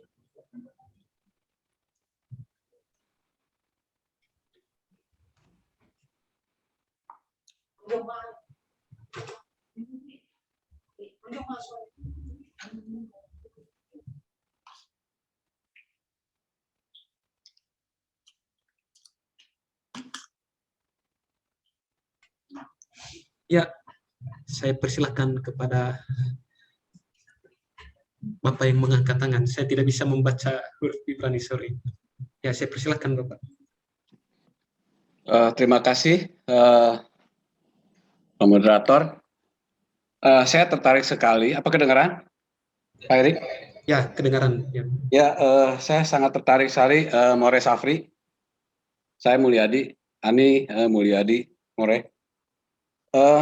Ketika tadi dijelaskan Elohim itu he-nya tetap dijaga tunggal. Saya sangat tertarik sekali ininya. Dan im itu memang dia menunjukkan kalau dalam Semitik itu budayanya keagungan. Nah, dalam iman Kristen kami melihat hei itu tidak sembarangan untuk dia diam di situ, More dan teman-teman Kaferim. Nah, saya melihat apakah teman-teman mungkin bisa juga menanggapi keagungan yang tunggal itu tercermin juga di dalam tata bahasa yang tadi seolah-olah seperti jamak tapi tunggal. Karena he-nya itu tetap dipertahankan. Itu sangat menarik sekali. Saya sangat menarik sekali dan saya baru dapat kali ini nih kalimat ini bahwa suatu yang tunggal diagungkan gitu loh. Dan kadang-kadang kita melihat itu jamak padahal itu tunggal sebenarnya. Kira-kira Allah yang Esa itu bisa dicerminkan dalam tulisan cerminan dari Elohim tadi. Begitu kira-kira apakah ada betul tanggapan saya kira-kira dari sisi linguistik boleh juga ditanggapi gitu pertanyaannya. More. ya, terima kasih Bapak Mulyadi. Ya, saya persilakan kepada Bapak Febri Silaban terlebih dahulu dan setelahnya Bapak Sapri. Terima kasih Pak Mulyadi. Ya, seperti tadi yang sudah saya sampaikan ya. Jadi ya dalam nanti Mas Sapri pasti yang lebih panjang lebar menerangkannya, dan ini menyangkut bahasa Ibrani. Ya, kata Elohim ini ya ada contoh yang lain yang mirip juga, bentuknya tunggal, pengertiannya tunggal tapi bentuknya jamak seperti kata air ya, Pak Mulyadi juga paham mayim gitu kan, atau langit samayim kan, ini jamak ya, tapi tulisan jamak dengan akhiran ini tapi pemahaman pengertiannya tunggal. Jadi akhiran jamak kata benda atau kata sifat dalam genus atau jenis ini dalam maskulin menjadi untuk menggambarkan sesuatu yang besar atau dia. Jadi bahasa Ibrani sering menggunakan kata jamak, termasuk kata salah satu kata ilahi ini, yaitu Elohim itu. Ya tadi seperti saya ceritakan, ini dikaitkan dengan sisa-sisa politisme orang Ibrani kuno, bahwa mereka menyatukan banyak dewa-dewa lokal yang pada masa itu mereka sembah dalam satu dewa dan menggunakan bentuk jamak sebagai pengertian tunggal untuk menandakan Allah yang unik, yang unik tadi, Elohim. Unik ya kan? Unik dia. Jadi jamak Elohim dipahami secara tunggal di tengah politisme tanah Kanaan. Itu mungkin singkat dari saya tanggapan untuk Pak Mulyadi. Mungkin Mas Sapri lebih bisa dari tata bahasa atau linguistiknya. Demikian, Pak. Iya, saya sudah memang karena selama ini memang yang paling bisa mungkin nanggapin itu yang belajar grammatical Hebrew. Ya. Saya kasih contoh, ini teman-teman pasti tahu. Sorry. Ya, ini ada huruf he di belakang. Ya, ada yang ini adalah kata benda zahar, maskulin. Kalau dia akhirannya itu dia adalah feminin. Ini adalah singular. Kalau peraturan dalam bahasa Ibrani, kalau mempluralkan, peraturan ini gramatikal. Kalau mempluralkan kata benda zahar, itu harus ditambah yud sama mem. Itu kalau dia maskulin. Tapi kalau dia feminin, dia ditambah ot. Ya, ini bunyinya ot. Oh, sorry. Semoga dilihat ya. Nah, apakah ini bacanya more ya? More itu guru.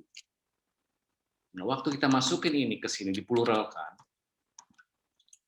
peraturannya dia bukan dibaca morehim. Nggak boleh, karena ada satu kaidah dalam bahasa Ibrani bahwa huruf he di akhiran satu kata benda, dia itu adalah huruf lemah. Itu kaidah dalam bahasa Ibrani. Jika ada tambahan, maka he harus dibuang. Ya. Bacanya bukan moreim lagi, karena dia sudah ketemu yud. Biasanya nikut ya, vokal yang sebelum yud itu ada dua bacanya, kalau bukan atau i. Nah, karena peraturannya harus dibaca im, maka bacanya morim. Ini guru-guru. Kemudian bagaimana dengan nekeva? Bagaimana dengan kata benda feminin? Tambah ot. Apakah dia dibaca morahot? Kan ada kaidah. Ada kaidah bahwa huruf he itu adalah harus dibuang. Kaidah grammatical. Nah, satu. Nah, dia tidak dibaca lagi morao. Karena ada dua kemungkinan dibaca. Ya, karena dia kadang-kadang u dibaca morut, tapi ini karena dia ditambah ot, maka otomatis bacanya dia morot. Guru-guru perempuan. Ini guru-guru laki-laki. Terus bagaimana dengan analogi? Bagaimana dengan analogi Eloh? Singular ya. Kita kan udah tahu semuanya. Bisa gini ya, Eloah ya. Ini kan huruf terakhirnya kan he. Nah, kalau dia dipluralkan, coba lihat dipluralkan. Berdasarkan peraturan grammatical, he-nya harus dibuang. Harus dibuang ini, itu peraturan itu. Terus, ya, maka bacanya elvim sebenarnya. Sebenarnya begitu. Pak Mulyadi tahu banget ini karena dia belajar grammatical Hebrew. Kok tiba-tiba kok he kok nggak dibuang? Kenapa? Ada dua argumentasinya, Pak Mulyadi. Ada dua argumentasi. Ya. Ini satu argumentasi awal bahwa ini mengagungkan membesarkan nama Eloah tadi. Tidak berarti dia plural. Buktinya mana tidak berarti plural? Ya kalau nggak dibuang he-nya kok. Itu satu. Berarti dia tunggal yang agung.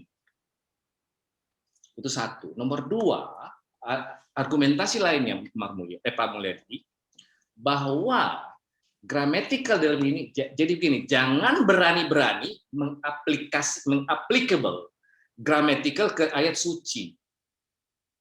Jangan kita mentang-mentang sudah jago grammatical, kita kritik dia secara grammatical. No.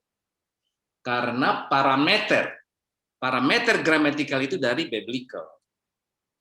Jadi parameter Bapak belajar grammatical itu dasarnya itu di kitab suci gitu. Jadi bukan grammatical yang mendikte, kitab suci, teks suci itu. Teks suci itu kan absolut. Ada dua argumentasinya, Pak ya. Jadi you cannot apply your knowledge, ya, pengetahuan Anda dalam bergramatikal tiba-tiba mengkritik teks suci yang ada. Buat saya teks suci itu tidak absolut. I have to adjust. Saya harus menyesuaikan dengan dia. Bukan kitab suci yang mengadjust dengan pengetahuan pengetahuan saya tentang gramatikal. Saya rasa itu dua argumentasi saya, Pak Mulyadi. Semoga bisa dicerna. Terima kasih. Terima kasih, Mulyadi. Terima kasih penjelasan. Ya, terima kasih. Di kolom chat ada satu pertanyaan dari Bapak John. Pak Sapri mungkin bisa dielaborasi lebih dalam pemaknaan baru dari sudut pandang Sores to constitute ketimbang to be atau to exist, karena itu sangat menarik. Silakan ditanggapi Pak Sapri. Bagaimana? Sorry, mohon maaf. Sekali lagi. Ada di kolom chat, saya baca ulang. Barangkali bisa dielaborasi lebih dalam pemaknaan baru dari sudut pandang Sores to constitute ketimbang to be atau to exist. Ya. Iya, terima kasih banyak ya. Saya harus share lagi. Oke. Saya sudah katakan tadi bahwa lebih baik saya begini ya. Ini bukan Google ya, ini bukan Google. Tapi ini adalah akademik dan parameter.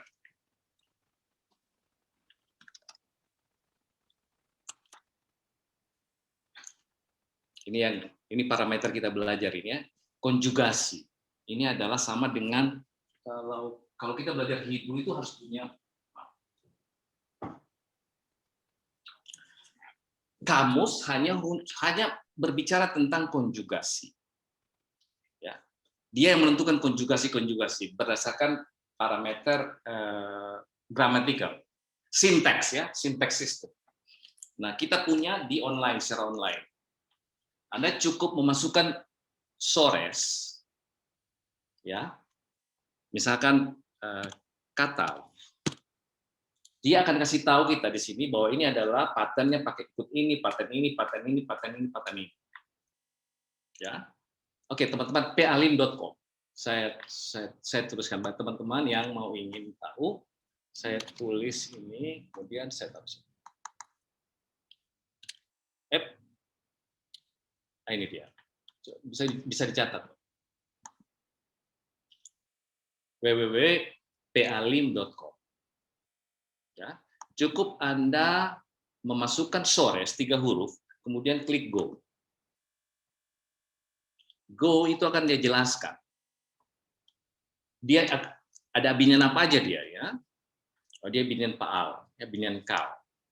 Kata. Kemudian diklik full conjugations. Ini bukan blunder, ini bukan Google, ini orang yang ini tahu betul terkomputerisasi perubahan-perubahan konjugasi tersebut. Ini adalah orang pertama singular plural ya. Orang pertama past tense, futures ya, present tense. Maaf, belum diganti itunya selayarnya. Oh, sorry, maaf. Oh, maaf. Oke. Oh, tadi saya Tadi kelihatan sudah tadi ini PL ini. Ya, sudah kelihatan. Ini kelihatan, oke. Ini berarti sudah ya. Jadi saya masukin misalkan 3 huruf di sini. Masukin 3 huruf, misalkan lamad, belajar ya. Go. Nah, dia akan kasih tahu kita, oh ini ada pattern yang bisa masuk lamed mem dalet itu bisa dimasuk di binian faal atau binian PL. Ya, atau pual, ada macam-macam ya. Kemudian kita mengklik ini. Full conjugation. Setelah full conjugation, kita akan dijelaskan secara terperinci, ya, mulai dari present tense, ya, sama juga participle. Jadi present tense dalam bahasa Ibrani sama dengan orangnya. Ya. Ini kalau di biblical kita tidak mengenal terminologi present tense, kita mengenal dengan terminologi imperfect, ya, imperfect. Yang perfect itu adalah past tense. Jadi imperfect itu adalah present tense sama futures, sama imperatif. Ya, imperatif. Inilah dia menjelaskan bahwa perubahan kata kerja tadi. Nah, saya melihat karena bahasa Ibrani itu adalah bahasa 3 huruf, sores, maka kelihatannya dari tadi kata Yahweh tadi, ya. Sorry.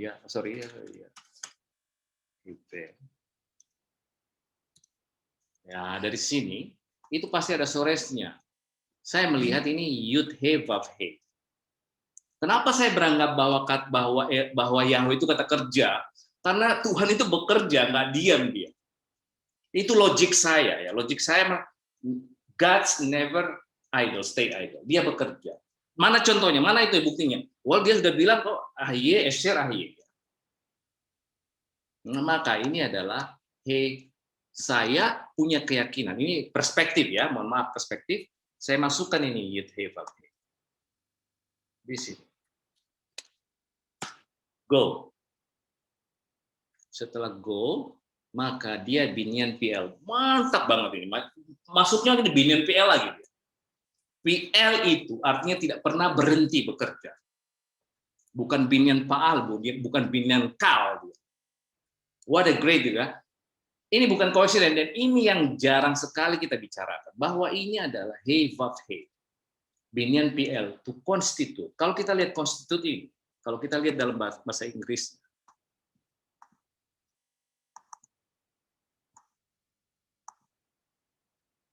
cocok sekali dengan sifat Tuhan itu. Oh, ya. Bahwa dia adalah bagian dari segala-galanya. Be part of a whole, ya. Kelihatannya logik, make sense, ya. No, ini nggak absolut ya. Ini adalah perspektif saya, ya, perspektif saya. Semoga tidak jadi blasphemy. Nah, coba lihat di orang ketiga, futures. Who, orang ketiga, dia. Coba lihat, yud he vav he. Ketemu dia di sini. Dan ingat, yud he vav he Anda bisa baca dengan macam-macam. Yahweh, Yehova, ya. Dan dia ada di sini. Dan itulah secretnya mungkin. Itu adalah satu rahasia. Ketemu dengan anak artinya, ya ketemu segala macam, ya. That's why saya lebih, ini ya sekali lagi, ini adalah my own perspective. Dari pengalaman saya belajar bahasa Ibrani. Karena bahasa Ibrani itu adalah bahasa 3 huruf. Ya. Jarang sekali dia 4 huruf. Dan itu ada katakan, logika saya kata kerja, memang Tuhan itu bekerja kok. Apalagi doktrin Christianity ya, Tuhan itu bekerja. Is it? Yeah, he is working. Ya. Kalau haya itu menjadi. Nah, itu soresnya he, yud he. Ya, itu haya, menjadi. Haya, coba kita lihat. Lihiyot, ya, to be. Ya. Makanya tidak masuk dia Yahye, ya, nggak bisa. Mau dia Yahweh kok pakai vav. Banyak orang bilang, yud he. Well, it's okay. Tapi I think this is not, tidak pas banget itu. Ya, coba lihat ya. Di orang ketiga, dia menjadi Yihye. dia akan menjadi. Nah, kalau tadi kan saya akan menjadi, I will be. Ini dia Asher gitu. Kelihatan ini ya, kelihatan di screen saya kelihatan ya. Dan ini bukan karangan. Ini bukan karangan. Ini adalah buku yang dielektronikan. Parameter. Jadi ini bukan Google, Pak. Mohon maaf teman-teman, ini bukan Google. Ini tidak mengada-ngada. This is the parameter. The conjugation of Hebrew.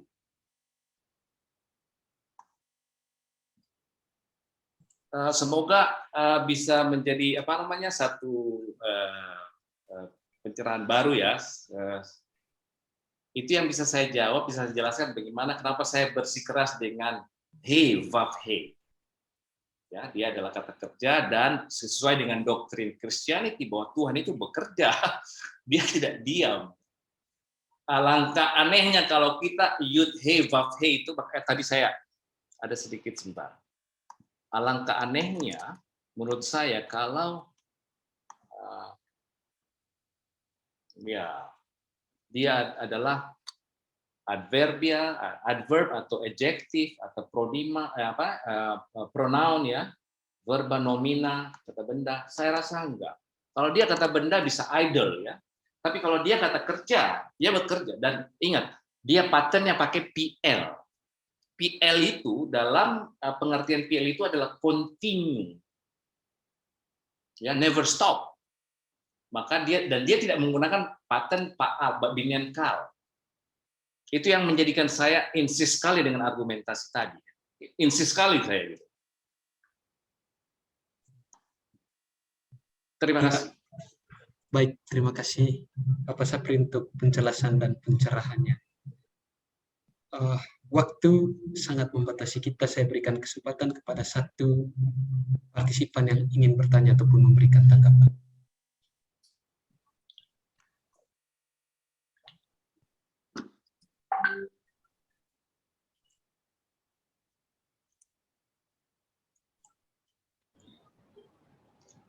Dari saya, yang belum ada dari saya. Sendiri melihat karena cukup menarik juga bahasan tentang Yahweh ini. Itu saja tadi sudah diungkapkan bahwa itu Yahweh ini sebuah kata kerja. Bahkan menarik juga dari dalam penjelasan dari Pak Sapri juga misalnya itu pluralitas itu bukan berarti dalam artian kita kemudian mengkonsepkan dalam kultur kita itu jamak atau banyak. Ini kan sangat menarik sekali menurut saya.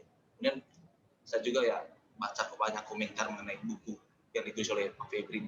Misalnya ini misalnya diaktualisasikan dalam kehidupan keseharian kita. Itu ada komentarnya seperti itu. Saya mungkin lebih tertarik dalam praktisnya, meskipun ya ini tadi kita juga dalam ranah teoritis, tapi khusus dalam relevansinya dengan bahwa kita ini berangkat dari suatu nama yang begitu unik dan kemudian ya kita ini hidup dalam keberagaman, itu ya keberagaman Indonesia ini mungkin bisa cukup ya, memberikan relevan yang bisa dipetik oleh beragama dari nama yang unik ini. Saya kira tadi itu ya, dari sebuah nama itu akan memberikan sesuatu yang luar biasa untuk kita umat manusia. Seperti itu. Baik, terima kasih. Kesempatan pertama saya berikan kepada Bapak Febri untuk memberikan tanggapannya.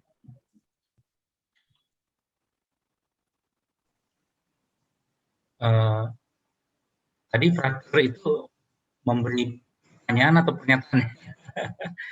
Mau saya tanggapi lagi ya? Meminta tanggapan berkenaan dengan relevansinya dengan realitas keberagaman kita, Pak.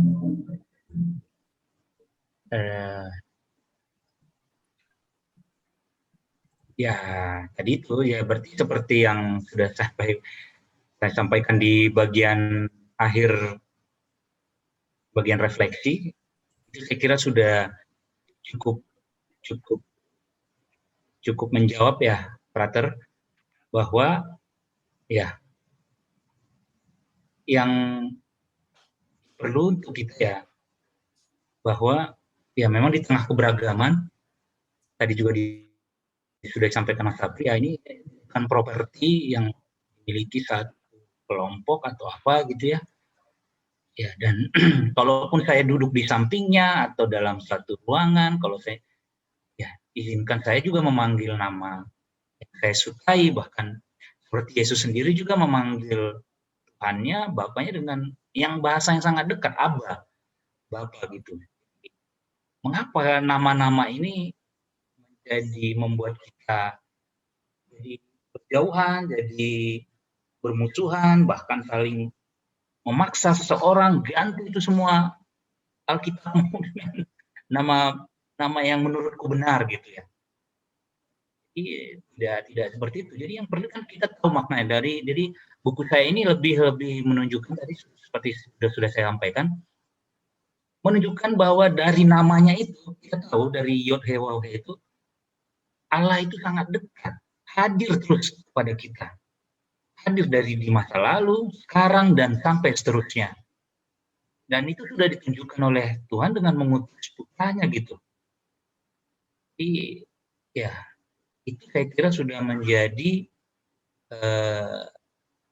kesimpulan paling akhir di tengah keberagaman, apapun namanya yang dipanggil, ya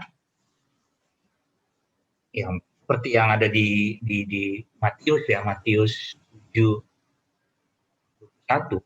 Itu coba kita ingatkan bahwa bagi Tuhan itu kan sama sekali tidak penting apakah kita menanggapi kasihnya Tuhan Tuhan gitu, atau Allah Allah, atau Yahweh Yahweh. Ya, Tuhan tidak ada menanyakan itu. Jangan nanti dia malah aku tidak mengenal kamu, nyalah. Sudah saya tuliskan di buku saya juga. Jadi saya kira tanggapan untuk Frater. Terima kasih. Ya, terima kasih Bapak Febri. Ya, kembali memberikan penegasan dari refleksinya tadi dalam presentasinya. Kepada Bapak Sapri saya persilakan. Terima kasih. Tadi saya mana tadi? Oke. Apakah kalau ada yang panggil Gusti, terus kita menyalahkan mereka? Terus apakah ada yang memanggil Pangeran, terus itu tergantung siapa yang manggil. Saya lebih suka panggil Pak Vitus, Pak Rubinto. Saya nggak suka panggil beliau Pak Vitus. Pak Rubinto, apakah berubah Pak Vitus Rubintonya? Ya, tidak berubah beliau. Yang penting itu adalah konektivitas antara kita dengan yang kita panggil. Makanya saya takut tadi kalau di Indonesia yang gini-gini ini masih mungkin ya di Secaya ya. Kalau saya ini adalah God talk to you Allah because the audience waktu itu adalah orang Arab. Nah, ini ingat ini audiens ini sudah saya setkan sekali lagi. Ini audiensnya adalah orang Yahudi. Kita ini bukan orang Yahudi, kita ini orang Jawa, kita ini orang Indonesia. Harusnya kita fleksibel, bisa panggil Gusti aja.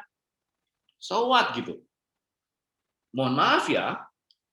Atau bahasa Indonesia kita Tuhan ya. Iya. Ini kan kata-kata asing semua yang tak sampai ke Indonesia. Apakah kita harus kaku dengan ya? Udah kalau pakai Yahweh, ya baca aja semuanya itu kitab suci dalam bahasa Ibrani mulai dari Berashit sampai terakhir. Kenapa cuma ambil ini? Kenapa enggak lain yang lainnya enggak? Atau kenapa pakai Allah? Kalau gitu kenapa enggak pakai bahasa Arab aja seluruhnya? Kok cuma satu dipilih satu doang? Logika saya begitu. Makanya Yahweh Tuhan itu fleksibel. Dia tidak fleksibel di saat dia diganggu ke monoteismenya dia. Makanya kadang-kadang kita harus bisa membaca teks. Oh, dalam tujuannya ini dia ini menunjukkan hegemoni dia sebagai ketuhanannya. Ya, dia tekankan, ini gua nih, saya gitu. Buktinya di ayat-ayat lain dia tidak perlu menyebutkan namanya itu. Ya.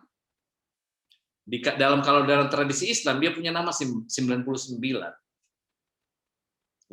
Dan di kalangan kami, semoga ini tidak ditanggap ya.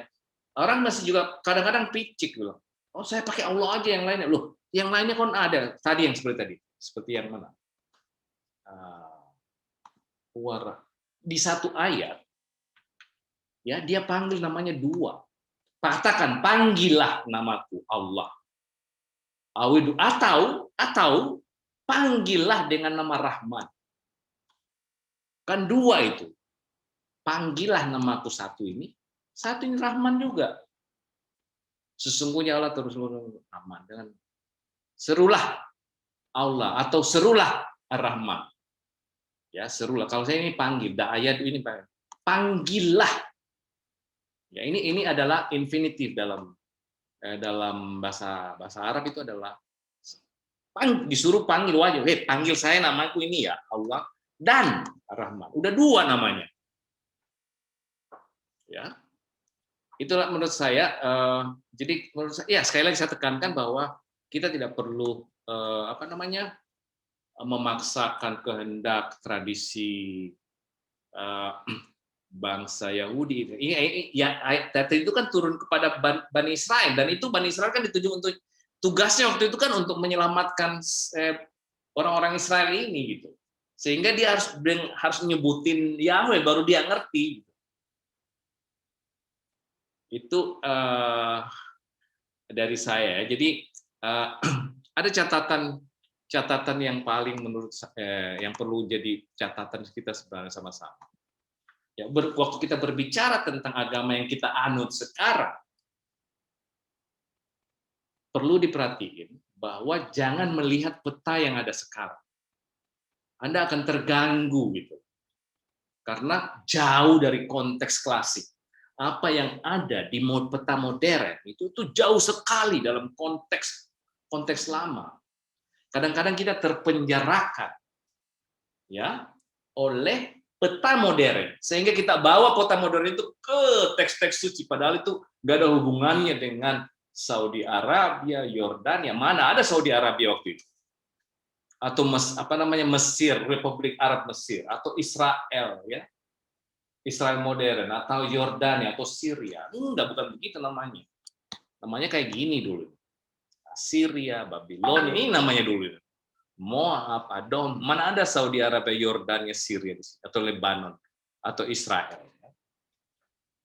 Kan kagak ada. Itulah kita. Ya, jangan membawa konteks modern dalam membaca teks-teks klasik. Sehingga kita kadang-kadang jadi misleading. Kita kurung sendiri diri kita ke dalam konteks modern. Saya rasa begitu, semoga bisa membantu jawaban yang saya sampaikan tadi. Terima kasih banyak. Baik, terima kasih kepada Bapak Febri dan Bapak Safri yang telah memberikan jawaban.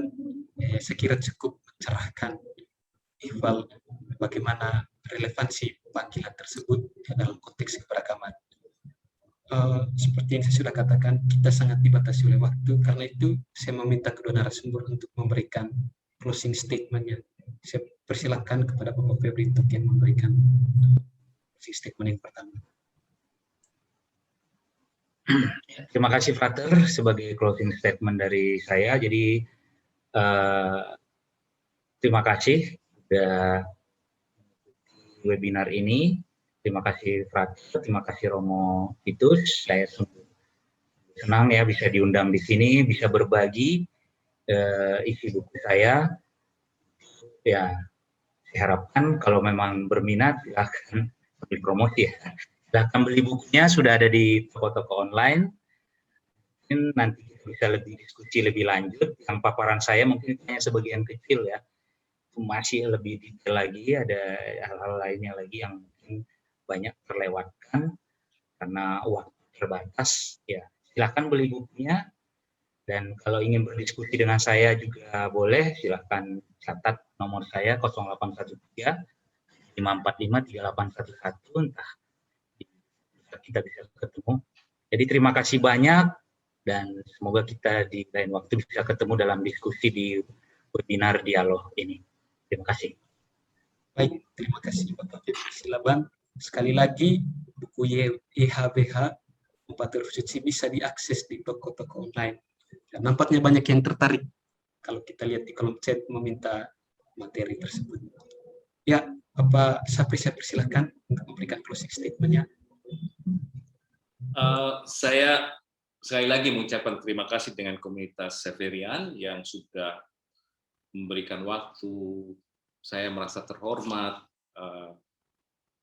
Saya hanya bisa mengucapkan terima kasih kepada komunitas Xaverian. Saya rasa dialog-dialog seperti begini perlu digalakan sehingga kita ketemu di titik yang selama ini kelihatannya kita berbeda ya. Ternyata itu ada persamaan yang dekat ya. Jadi melihat agama itu tidak semata-mata dilihat dari sudut pandang teologi semata ya. Ingat bahwa agama juga produk dari satu produk kultur yang ada, sehingga itu menjadi pertimbangan ya. Kenapa kita sering berantem? Kenapa kita sering? Karena kita selalu melihat dari sisi teologinya saja. Kita tidak lentur dengan ada namanya ikatan-ikatan budaya, kultural, ya, yang saling mempengaruhi. Saya sudah jelaskan tadi bahwa nama Tuhan itu saling mempengaruhi budaya. Moses itu orang yang lama belajar dengan Yetro. Nah, itu dari nama ya. Di Bani Israel dia dikenal namanya Yetro. Di tradisi Arab namanya Su'aib. Ya, sekali lagi, Bapak Vitus dikenal di kampungnya Pak Vitus, di Jakarta dikenal dia Rubianto. Ya, seperti begitulah ceritanya. Dan saya yakin sekali father-in-law-nya Su'aib itu orang Median, harus dong, Moses harus dengar dengan mertua dong. Yang benar aja, anak saya dikawin, masa kamu nggak dengar dengan mertua gitu. This is the way we think, ya. Begini cara kami berpikir. Masa tiba-tiba Moses mau kreasi sendiri cara berpikirnya. Itulah kita saling melengkapi. Kita tidak pernah berpikir bahwa kita itu saling melengkapi. Kita selalu berpikir I am superior, gua superior. Kamu harus ikut saya gitu. Ya, unfortunately ya kita menganggap diri kita adalah superior, kamu harus ikut saya, I am the truth, saya the best, saya yang paling baik. Nah, itu yang dari statement, semoga kita silaturahmi seperti begini tetap berjalan dengan baik, komunikasi begini mengungkit persamaan bukan perbedaan. Terima kasih banyak. Baik, terima kasih banyak kepada Bapak Sapri Saleh, ya, pengajar bahasa Ibrani satu-satunya di Indonesia. Jadi kepada para partisipan jika ada yang punya ketertarikan untuk mempelajari bahasa Ibrani lebih dalam, bisa mengikuti kursus bersama Bapak Sapri. Ya, nampak sekali betapa kompetennya Bapak Sapri dalam bahasa Ibrani tadi, kalau kita melihat penjelasan dan pemaparannya. Ya, terima kasih kepada kedua narasumber yang telah berkenan untuk mengisi sesi dialog pada kesempatan ini. Jadi, terakhir, saya juga berterima kasih kepada para partisipan untuk partisipasinya. Selanjutnya saya berikan kembali kepada MC. Terima kasih, Pak Kiri. Oke, Mas Sapri, Febri, terima kasih untuk kesediaan mau berbagi untuk menjelaskan materi dan kemudian dari Mas Sapri dari sisi filologi. Terima kasih juga kepada Rumorbi untuk pengantarnya tadi dan juga Pak Mulyadi yang sudah bertanya dan rekan-rekan lain yang sudah bersedia untuk mendengarkan pemaparan materi dari. Saya kira banyak yang kita dapat lebih khusus dalam konteks kehidupan beragama kita di Indonesia ini.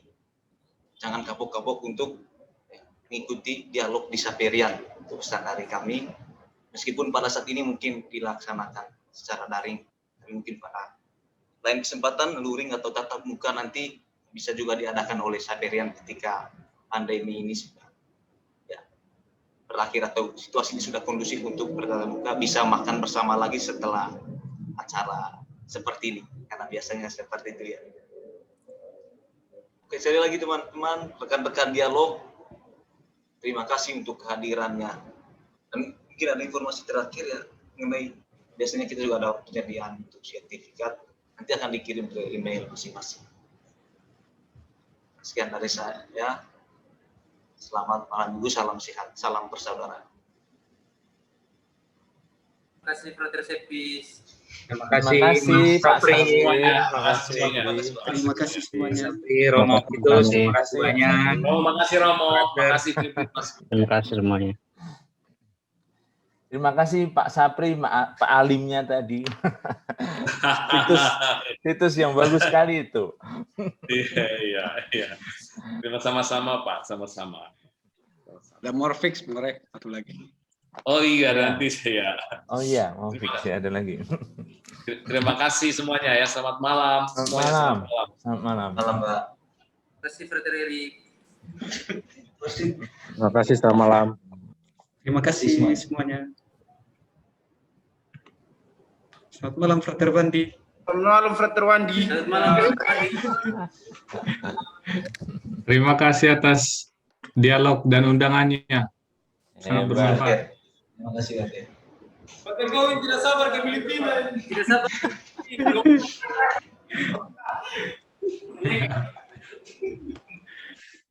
Salam untuk semua. Salam, Sehat selalu. Salam Ya. sehat. salam, Pak Silapan. Malam, Pak. Terima kasih Bang Jadi.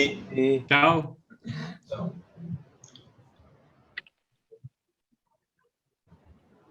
Frater Beni Baduk.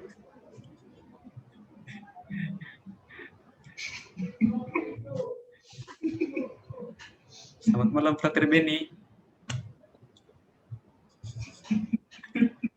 Sudah dengar.